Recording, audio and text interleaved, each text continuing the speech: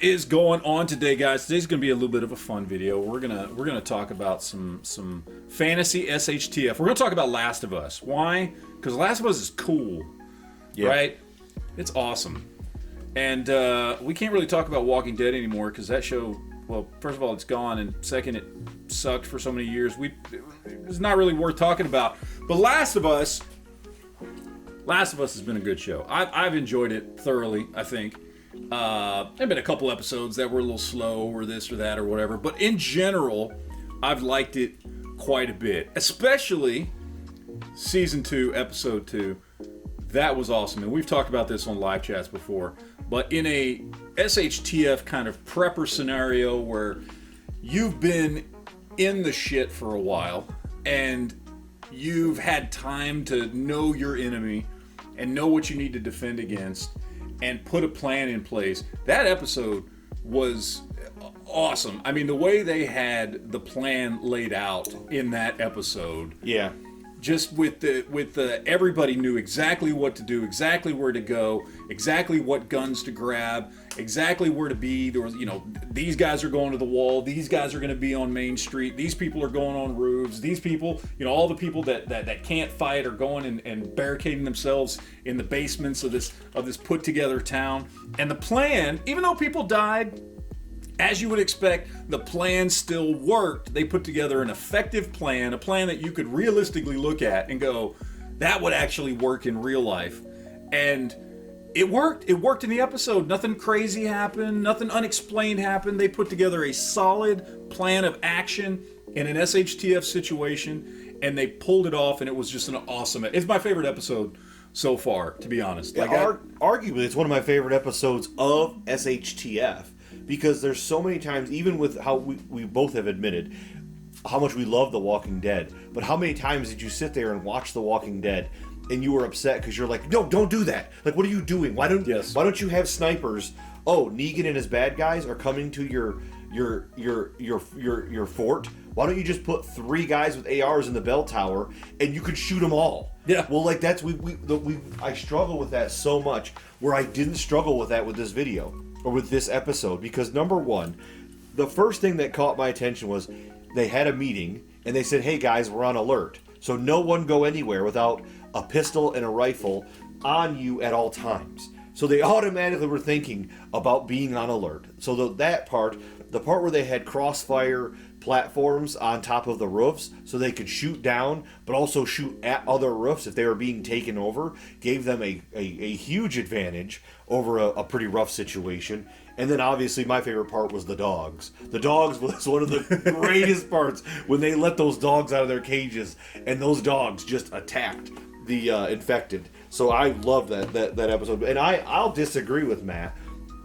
I love every single episode because I enjoy the world that has been built. And so like with Tolkien, with Lord of the Rings, I like world building. I like slower episodes that give me a peek or a history of the world and what's going on, because even the small nuances of trade or how things work or interrelationships or a bit of history behind things, I enjoy those small parts in The Last of Us. Really? Every episode? Even the mall episode? Okay, I just thought of that. That's okay. I'll give that to you because that was a bad episode. There you go. Anyway. But I like everything else. Anyway, the point is, I think it's done a pretty good job. Even though it is a piece of fiction and it's television and they're actors and they're dealing with, fungus zombies and everything. I think whether it's shows like that, whether it's some of the better seasons of Walking Dead, or even going back to one of our favorite shows, Jericho. Oh, yes. Which there are things you can learn from these shows on top of just getting good entertainment out of it, which is always fun.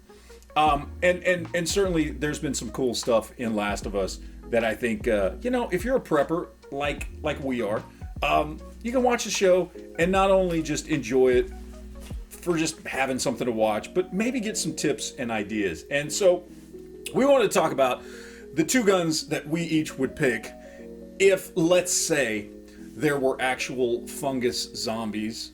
There's not, fortunately. I've known some people whose feet have come pretty close, but fortunately, fungus zombies are not real yet.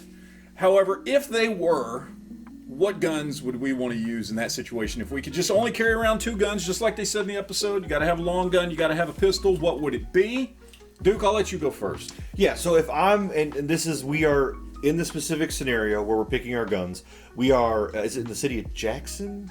Jackson Hole? I don't know. So yeah, so like we're at the big fort, and if we were there, this would be our setup. So I'm not talking about it in season 1 or traveling. I'm talking about in this episode what I'm gonna want, and this is my setup. I'm gonna go to a Glock 17. I want a full-size model right here. This is one of my police trade-ins that I like. This is my favorite Glock, to be honest with you. I've gone to a couple classes with this model specifically, so I like the raised sights. I like how it works. I feel really comfortable with it. I put a lot of rounds down range. Recently, somebody asked a buddy of mine. He was talking about guns, and someone said, "Hey, what's the best attachment I could put on my gun to make me a better shot?" And he's like, "Yeah, ammo."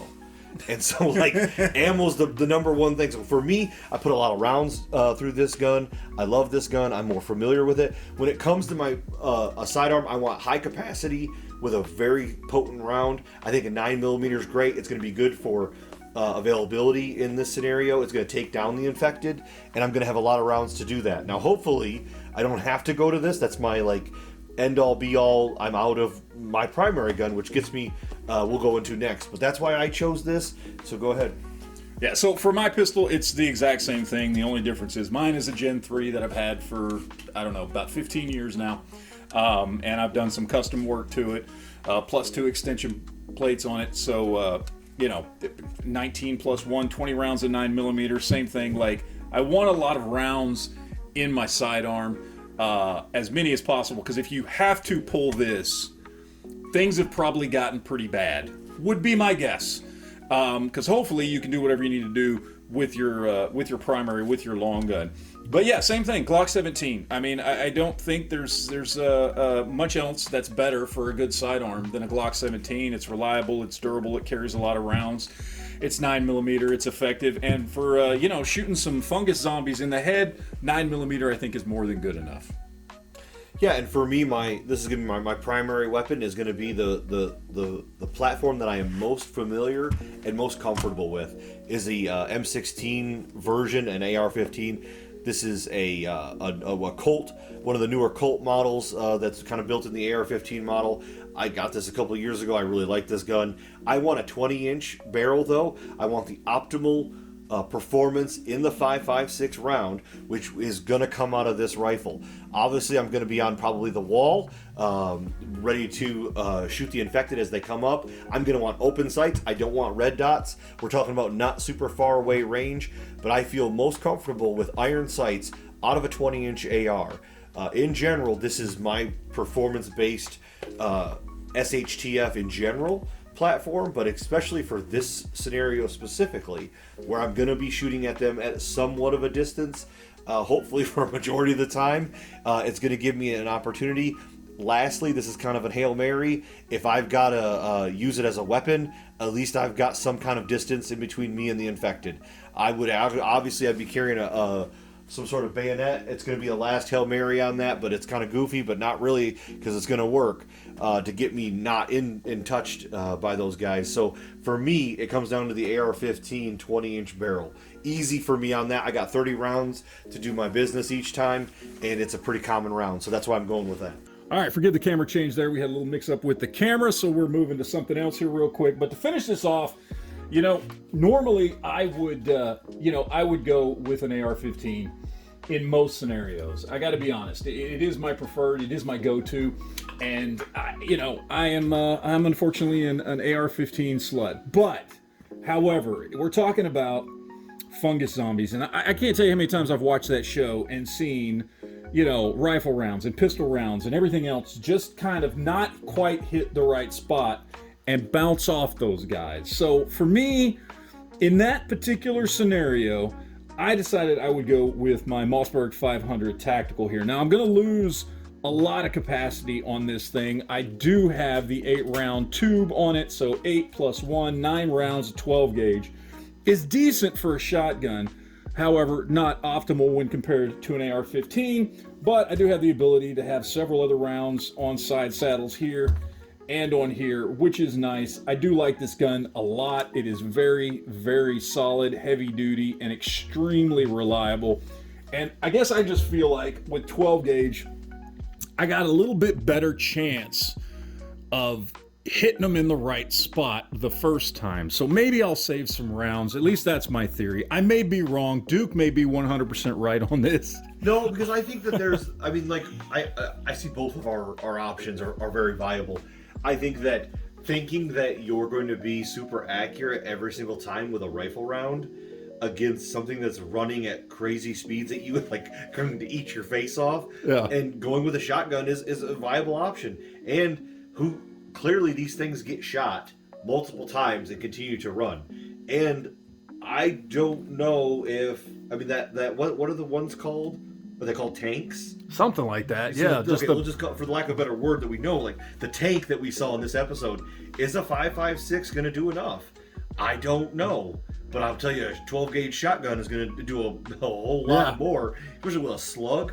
That may be the better option. Or if you're, you know, they get in through the wall and you're in a tight corridor, you might want that shotgun option. Maybe you have multiple infected running at you, and a couple of rounds of shotgun blast are going to be very effective against those things in their upper head region than an AR-15 is going to be. Yeah.